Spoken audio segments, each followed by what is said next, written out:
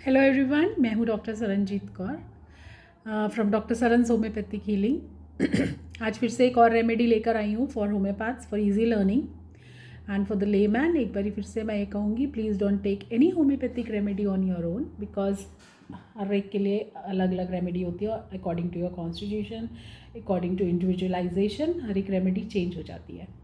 आज की रेमेडी की बात करते हैं इक्विजिटम हाइमेल। इक्विजिटम हिमेल जो सी है scoring rush bladder still full remedy है। सोचिए एक पेशेंट क्लिनिक में आता है और कहता है, डॉक्टर साहब मुझे बार बार यूरिन आता है, मैं वॉशरूम जाता हूँ और यूरिन भी हो जाता है, पर फिर भी ऐसे लगता है कि ब्लैडर फुल है। वो हर 10 से 15 मिनट में यूरिन पास करने जा रहा है, वॉशरूम जा रहा है।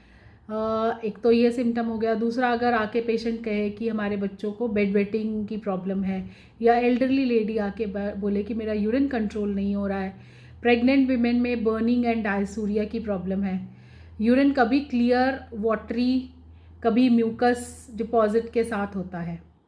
ये एक क्लासिकल पिक्चर है इक्विजिटम हिमेल की या हाइमेल की। इसीलिए हम अनसेटिस्फाइड ब्लैडर रेमेडी कहते हैं।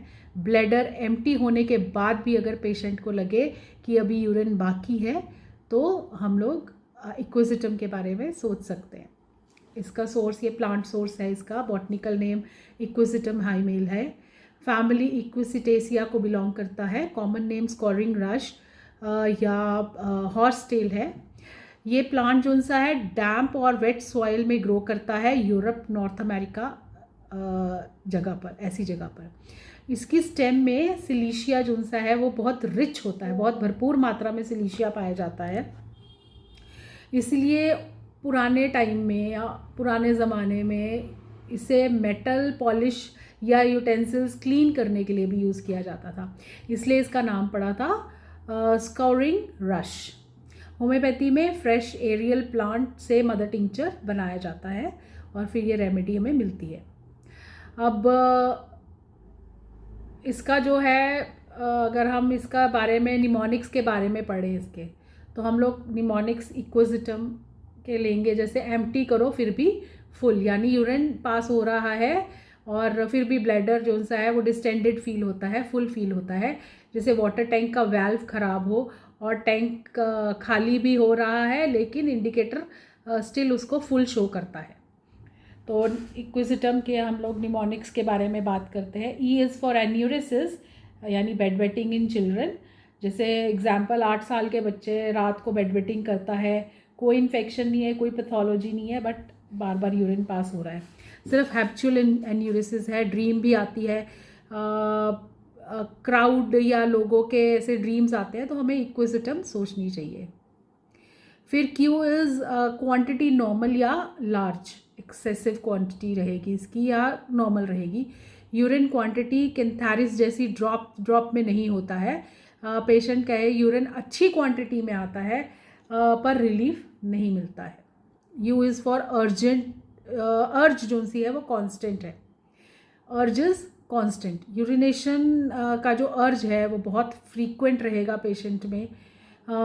जैसे ऑफिस वर्कर है, वो आके कहे हर 15 मिनट बाद मुझे यूरिन पास करने जा रहा है, मीटिंग में मुझे अनकंफर्टेबल हो जाता है, तो हमारे को यानी अर्ज कांस्टेंट में हमारे को इक्विजिटम हम सोच सकते हैं। Then I is for irritable bladder. Bladder बहुत सेंसिटिव और टेंडर होता है, प्रेशर से पेन हो जाती है। डॉक्टर पैल्पिटेशन अगर करते हैं हम लोग, पैल्पेशन जब हम करते हैं डॉक्टर्स, तो ब्लैडर के रीजन में पेशेंट तुरंत बोलता है, डॉक्टर प्लीज़ मत दबाइए, दर्द हो रहा है पैल्पेट करने पे। Then S is for severe pain at the close of urination. ये एक की सिम्टम है इसका कि पेन जो सा है यूरिनेशन के एंड में होता है। यूरिन पास करने के एंड में जब लास्ट की कुछ ड्रॉप्स रह गई यूरिन के, तो थोड़ा सा पेन फील होता है। यूरिन फिनिश होने के बाद बर्निंग और पेन बढ़ जाता है। Then E is for excess mucus. Urine में कई बार म्यूकस डिपॉजिट्स भी होते हैं। बॉटल में रखने पर वाइट क्रस्ट डिपॉजिट हो जाता है। जगह यूरिन सैंपल्स अगर हम टेस्ट करवाते हैं तो उसके अंदर वाइट क्रस्ट उसके अंदर आ जाता है। लैब रिपोर्ट्स में म्यूकस थ्रेड्स या क्लाउडी सेडिमेंट्स दिखाई देते हैं। Then T is for tender bladder. Bladder region जो सा है उसका सोर, टेंडर या प्रेशर से पेन रहेगा। पेशेंट को लोअर एब्डोमेन में कॉन्स्टेंट डल पेन रहता है। Then U is for urine के जो कैरेक्टरिस्टिक्स हैं उसकी बात करते हैं। क्लियर वाटरी हो सकता है, हाई कलर्ड हो सकता है, म्यूकस मिक्स्ड हो सकता है, कभी कभी ब्लड भी हो सकता है। ऐसा यूरिन, इसका कैरेक्टरिस्टिक्स ऑफ यूरिन ये रहेंगे। Then M is micturition frequent, वही बार बार वही आ रहा है, it is only for a bladder remedy. तो पेशेंट दिन में भी या रात में भी बार बार यूरिन पास करता है, कभी नाइट में बार बार उठना पड़ता है कभी कभी, ठीक है। तो इसके जो यूरिनरी सिम्टम्स की समरी है, ब्लैडर की डिस्टेंशन है, फ्रीक्वेंट अर्जिंग है, पेन इन आफ्टर यूरिनेशन है, बर्निंग इन यूरेथ्रा है, म्यूकस इन यूरिन है और बेड वेटिंग। 10 साल का जैसे एग्जाम्पल ले लेते हैं, 10 साल का बच्चा आ रहा है, रात को बेड वेटिंग, दिन में नॉर्मल, स्लीप्स में, ड्रीम्स में डॉक्टर्स जो सा है पेरेंट्स बोलते हैं, मतलब स्लीप या ड्रीम्स में वो यूरिन पास करता है और पेशेंट के जो पेरेंट्स होते हैं वो आके बोलते हैं कि ये बच्चा रात को नींद में बेड वेट कर रहा है और कोई पैथोलॉजी नहीं है, कोई कुछ नहीं है, तो हमें इक्विसिटम सोचनी चाहिए। एल्डरली का केस, अगर कोई 70 ईयर्स से ऊपर लेडी आ रही है, ब्लैडर की वीकनेस है, यूरिन कंट्रोल नहीं हो रहा है, कभी स्टूल भी इनवॉलेंट्री कभी कभी हो जाते हैं, ब्लैडर पैरालिसिस के लिए हम लोग इक्विसिटम सोच सकते हैं। प्रेगनेंसी के केसेस में, प्रेग्नेंट वुमेन में फ्रीक्वेंट यूरिनेशन है, बर्निंग है, डायसूरिया की प्रॉब्लम है, डिलीवरी के बाद भी इरिटेशन है, तो इक्विसिटम काफ़ी हेल्पफुल होती है। ये किडनी सिम्टम्स में भी बहुत ही यूज़फुल है। राइट साइडेड किडनी में अगर पेन हो स्पेशली तो, और साथ में right kidney and lower abdomen में पेन हो, रेडिएट कर रही हो, तो हम लोग इक्विसिटम सोच सकते हैं। इसकी मोडालिटीज़ की अगर हम बात करें, वर्स जो सा है, यूरिनेशन के एंड पर एग्रावेशन है, प्रेशर से एग्रावेट हो रहा है, मूवमेंट से एग्रावेशन है और सिटिंग से। और बेटर कैसे होता है, आफ्टरनून में या लाइंग डाउन पे उसको आराम आ जाता है।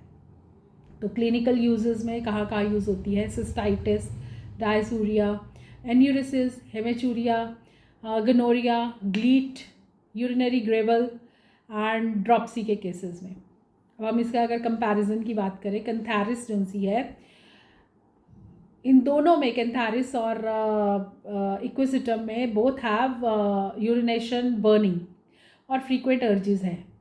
पर कैंथारिस डिफर कैसे होती है, यूरिन ड्रॉप में आता है, drop by drop, and severe burning होता है ड्यूरिंग, बिफोर, ड्यूरिंग, आफ्टर, तीनों में ही उसके बर्निंग है। पर इक्विसिटम में नॉर्मल यूरिन क्वांटिटी या एक्सेस होगी और फिर भी ब्लैडर फुल लगेगा। देन एपिस में स्कैंटी यूरिन है, इडीमा रहेगा और स्टिंगिंग पेन रहेगी, और इक्विसिटम में हमें मालूम है डिस्टेंशन है और एन्यूरिसिस है। अब है चीमाफिला अम्बलेटा में, दोनों में म्यूकस इन द यूरिन भी है और ब्लैडर इरिटेशन भी है, बट चीमाफिला में पेशेंट को स्टैंडिंग एंड बेंडिंग फॉरवर्ड पे यूरिन पास होता है, खड़े होके और आगे झुकने पे ही यूरिन पास होता है। इक्विसिटम में ब्लैडर फुलनेस इसका मेन सिम्टम है, यूरिन की क्वांटिटी और फ्लो बिल्कुल ठीक है।